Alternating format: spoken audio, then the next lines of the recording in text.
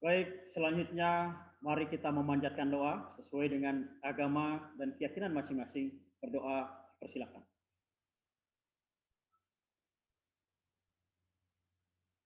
Berdoa dapat diakhiri.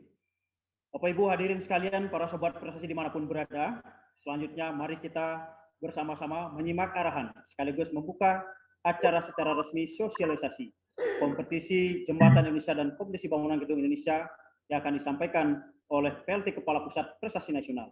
Kepada yang terhormat Bapak Sep Sukmayadi, kami persilakan.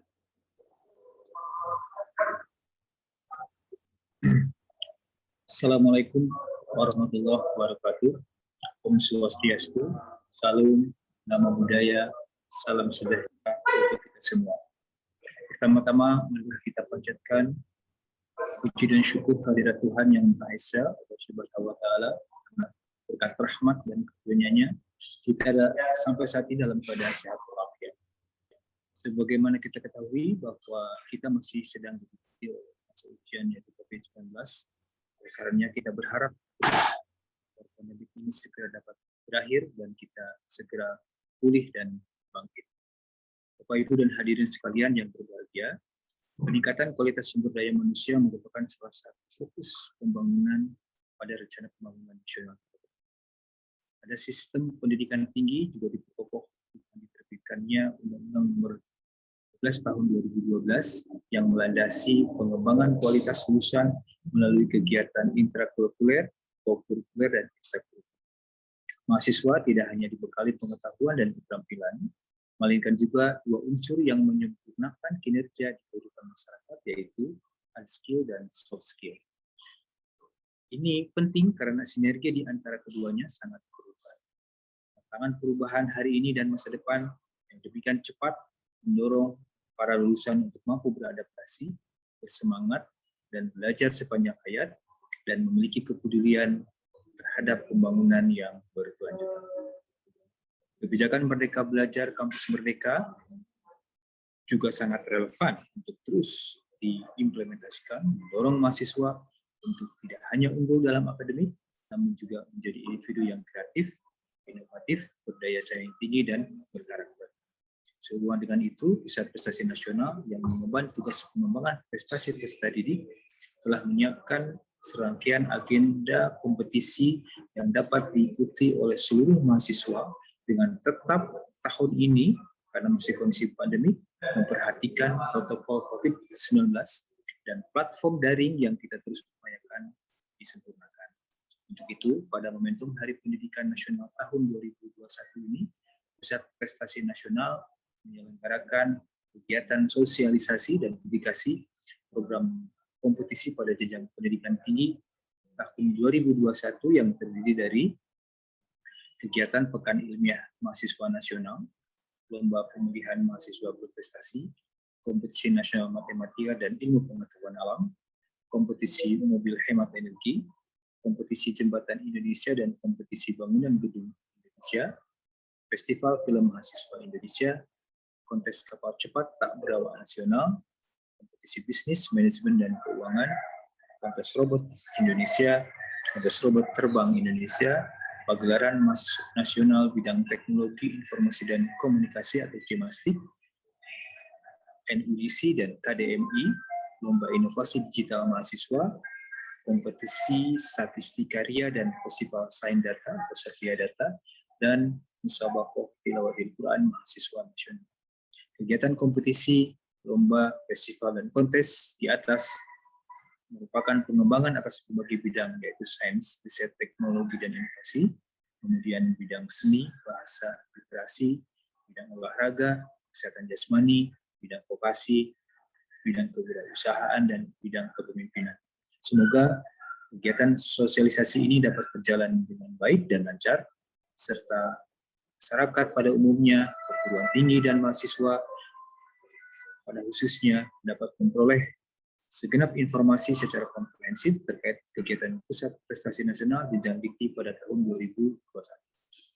Kami mengucapkan penghargaan dan terima kasih yang setinggi-tingginya kepada segenap pihak dan para pemangku kepentingan dalam menyelenggarakan kegiatan kompetisi jenjang pendidikan tinggi Begitu pula kami ucapkan terima kasih kepada Ditjen Dikti, LL Dikti, Ditjen Vokasi, dan tuan rumah kompetisi kegiatan Dikti yang nantinya akan dipilih. Kemudian juga terima kasih kepada para penyusun pedoman serta narasumber kegiatan, para pembina, juri, dan segenap tim panitia, pihak media dan yang telah turut serta menjadi bagian dari suksesnya program kompetisi pengembangan prestasi di jenjang pendidikan tinggi. Dan tentu saja kepada seluruh pihak yang tidak bisa kami sebutkan satu persatu. Akhir kata saya ucapkan selamat mengikuti kegiatan sosialisasi ini, selamat berpartisipasi dan mengikuti berbagai bidang kompetisi yang diselenggarakan pada tahun 2021 oleh Pusat Prestasi Nasional. Dan saya tutup dengan sebuah pantun, kuberikan berlian pada kekasih. Sekian dan terima kasih. Mari kita serentak bergerak mewujudkan Merdeka Belajar dan Kampus Merdeka. Demikian, bila taufiq wal hidayah. Wassalamualaikum warahmatullahi wabarakatuh.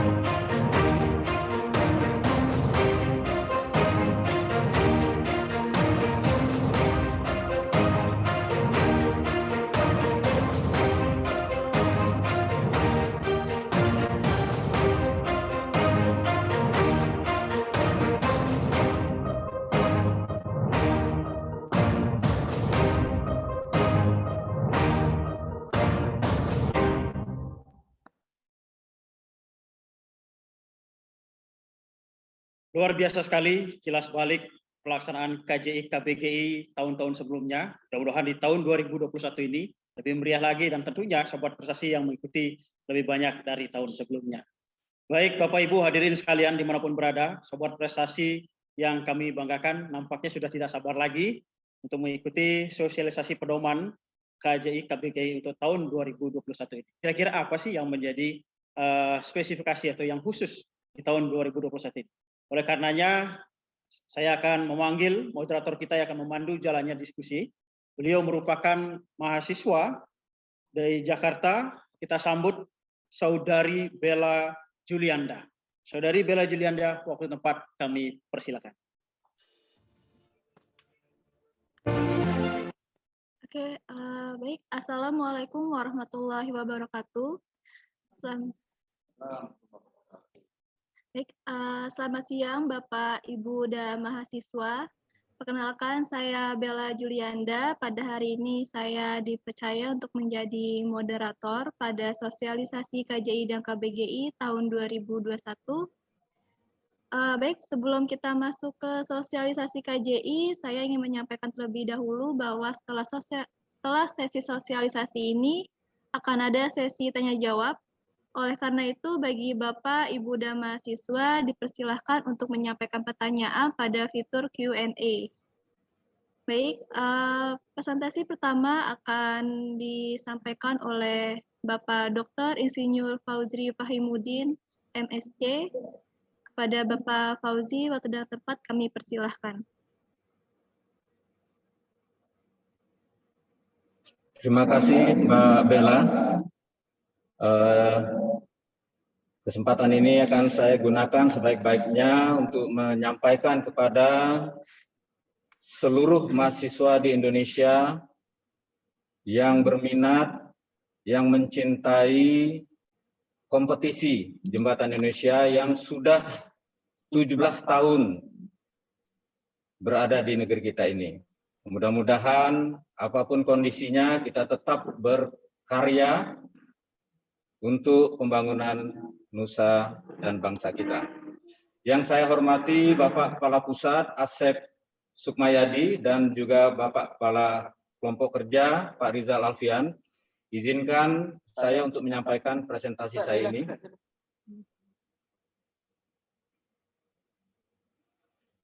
Presentasi ini kami bagi dua. Yang pertama aspek-aspek umum, penjelasan tentang konsep-konsep utama pada kompetisi Jembatan Indonesia yang akan saya sampaikan sendiri.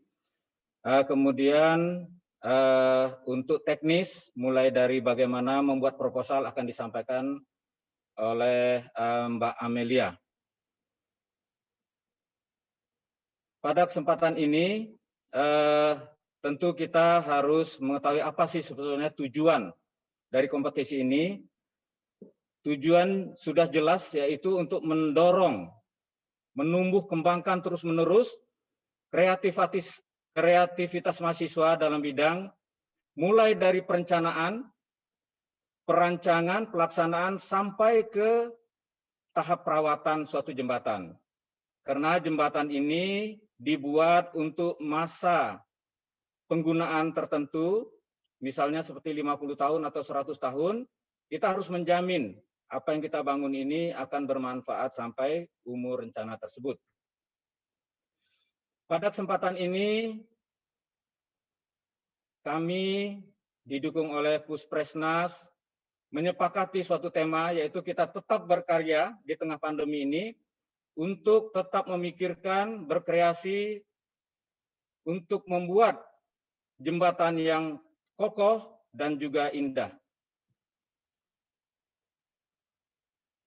Para pendengar sekalian, ingin saya sampaikan untuk tahun ini, dengan segala situasi dan kondisi, kita hanya membatasi dua kategori, yaitu jembatan model rangka baja dan model pelengkung.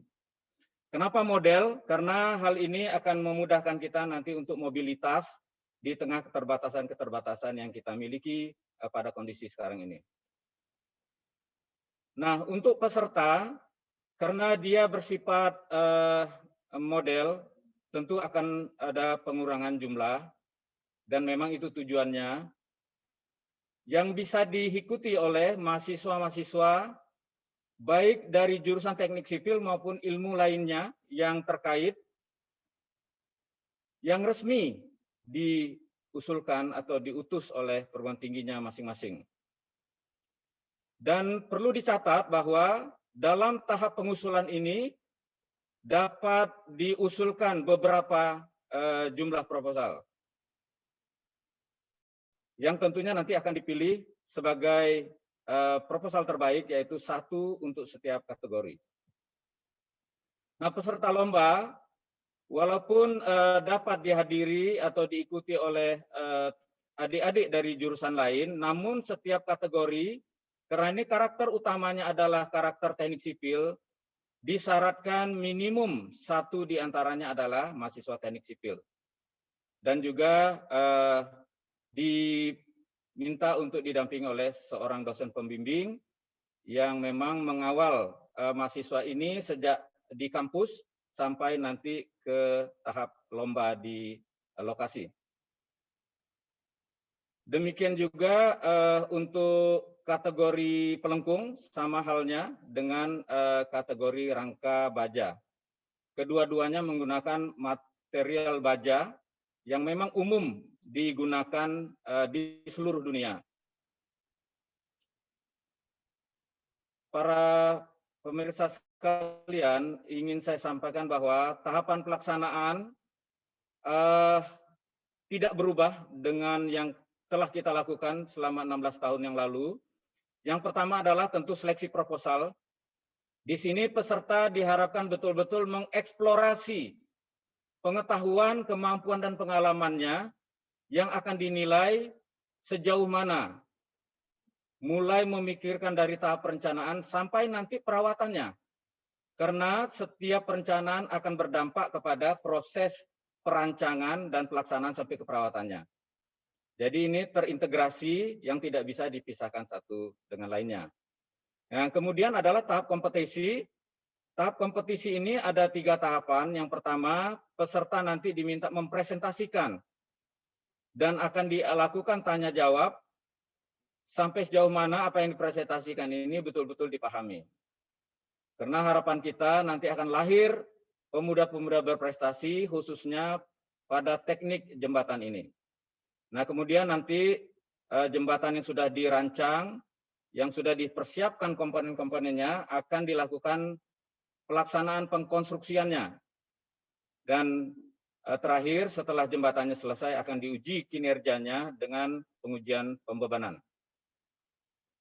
Kemudian untuk tahap seleksi proposal, ini yang ditekankan adalah bagaimana melakukan ketelitian, baik memasukkan beban-beban kombinasi yang harus dimasukkan selama jembatan ini berfungsi.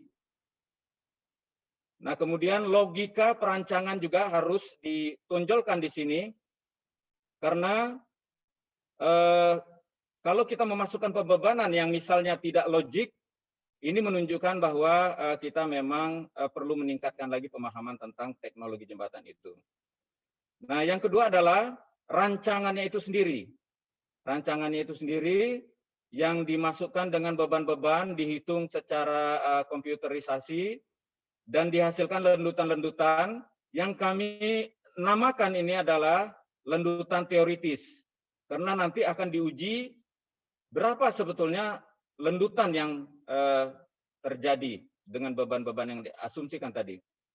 Kemudian bagaimana metode konstruksi yang digunakan, seperti yang saya sampaikan tadi, mulai dari perencanaan, perancangan, metode konstruksinya harus berhubungan dengan apa yang dikonsepkan pada saat perencanaan maupun perancangan. Dan tentunya tidak kalah pentingnya yang sering juga diabaikan adalah metode perawatan dan perbaikan selama jembatan ini berfungsi. Nah, nanti ini akan dibagikan tentunya, mohon maaf, formul yang kami tunjukkan ini kurang terlalu bisa dibaca.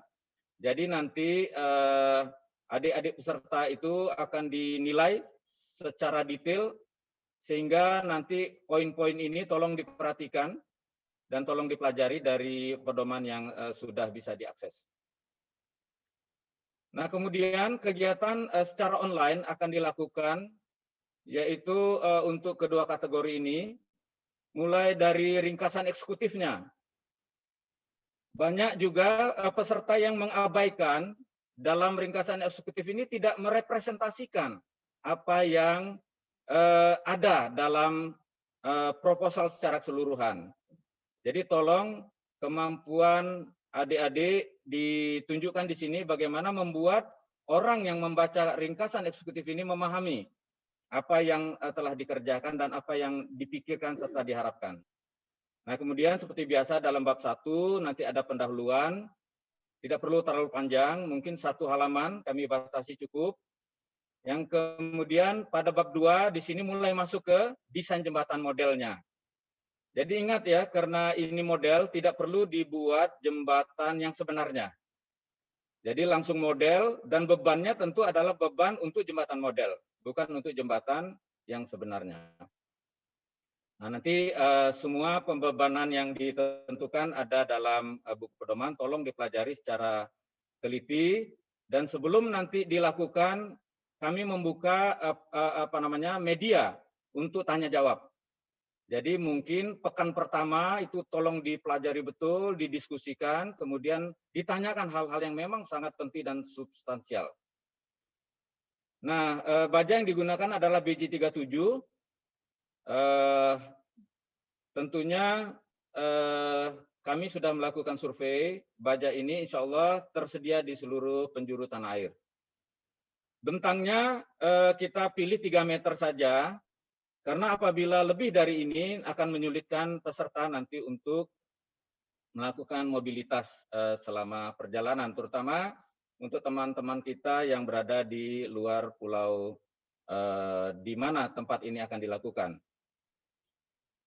Kemudian beban terpusat ini nanti bisa dipelajari ya. Di sini kami sampaikan 60 kg. Dan tolong apabila nanti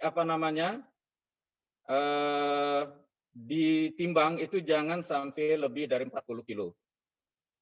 Dan jumlah halaman agar tidak menyulitkan nanti penilai itu hanya diizinkan maksimum 10 halaman. Ini juga masih secara online ya, di bab 2 nanti akan dinilai dasar teorinya, pemahamannya seperti apa, kriteria perancangan yang digunakan, mulai dari materialnya, sambungannya, dan seterusnya, sistem struktur. Jadi harus membuat suatu sistem yang logik ya. Jadi kalau ada kendaraan lewat di atas jembatan, mereka akan masuk ke bagian yang mana dan sampai nanti akhirnya sampai ke fondasi. Nah, kemudian dilanjutkan dengan pemodelan di sistem komputer, software yang digunakan, dan tentunya tidak kalah pentingnya analisa struktur yang akan menentukan bagaimana nanti kemampuan atau kinerja jembatan dapat memikul seluruh peristiwa yang akan dialaminya selama umur rencana dari jembatan tersebut. Nah, akan dinilai juga desain dari komponen-komponen serta sambungannya. Nah, di sini silahkan kalau ada kreativitas, teknologi-teknologi baru dapat dikembangkan dan dinyatakan ya di proposalnya. Jadi kami menemukan sesuatu yang baru selama tidak menyimpang dari apa yang sudah kita tentukan. Nah, kemudian yang ketujuh adalah kesesuaian perancangan dengan tema. Jadi ini gunanya tema sehingga kita nanti mengerucut kepada suatu konsep yang sama. Sehingga nanti penilaiannya juga dapat kita berikan secara seragam dengan konsep yang sama pula. Nah, yang ke-8 adalah untuk pemodelan struktur, analisa struktur, desain komponen dan sambungan diperkenankan untuk menggunakan software. Ya, tentunya kita harapkan software yang resmi ya. Upayakan ya, seperti SAP, Midas, dan lain-lain yang tersedia di perguruan tinggi masing-masing. Nah, selanjutnya untuk di bab 3, di sini adalah metode perakitan jembatan modelnya nanti. Seperti apa? Nah, ini akan dilakukan prosesnya sebagian itu di lokasi, di tempat lomba akan dilaksanakan. Nah, kemudian ini tolong ditingkatkan ya dibandingkan dengan yang dulu, bahwa metode perawatan dan perbaikan ini akan mendapat perhatian cukup besar di tahun ini, karena terus terang saja kita melihat banyaknya kegagalan atau cacat pada jembatan yang terjadi karena proses perawatan ini yang tidak diperhatikan secara baik. Dan jangan lupa adik-adik sekalian, suatu konsep jembatan yang bagus tentunya kuat, indah, pelayanannya sangat baik, tetapi harganya murah.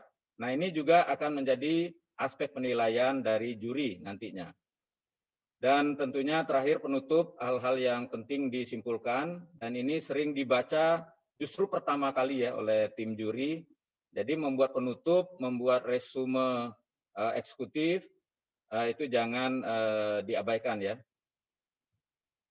Nah, lampiran nanti yang harus disertakan pada proposal adik-adik sekalian adalah perhitungannya yang detail ya, karena ini akan ada penilaian oleh tim khusus, ada tim penilai perhitungan, kemudian gambar-gambarnya yang lengkap. Nah, untuk itu harus diperkirakan waktunya ya adik-adik sekalian ya, karena kalau waktunya mepet, ini kadang-kadang gambarnya ini tidak lengkap. Apalagi proses pengirimannya terganggu sehingga sudah ada tapi tidak terkirim ya. Tolong diperhatikan jadwalnya. Nah, kemudian gambar detail serta ukuran-ukuran juga harus jelas ya. Jelas sekali satuannya, milimeter atau sentimeter dan seterusnya. Dan sampai ke gambar detail dari proses perakitannya. Nah, ini adik-adik sekalian, untuk lampiran ini nanti akan dinilai apakah pada saat pelaksanaan sesuai dengan apa yang sudah dipikirkan dan disiapkan. Pernah terjadi apa yang dipikirkan, didesain di dalam proposal, tapi dalam pelaksanaannya berubah. Nah, ini tentu akan ada penalti dari juri, karena kita ingin konsep ini betul-betul dipikirkan secara matang. Mohon izin Pak Fauzi, ya, waktunya 2 menit lagi ya Pak. ya silakan Mbak Amel untuk meneruskan waktu yang sangat mepet ya. Ya. Mudah-mudahan. Baik, terima kasih Pak Fauzi. Ya. Oh gitu. Oh, Oh, iya. berarti masih lanjut di Pak Fauzi untuk 2 menit ke depan Tidak Pak. apa-apa, untuk Bu Amelia saja. Oh gitu. Lebih luas Baik. waktunya. Ya baik, terima kasih Pak Fauzi atas penyampaian sosialisasinya.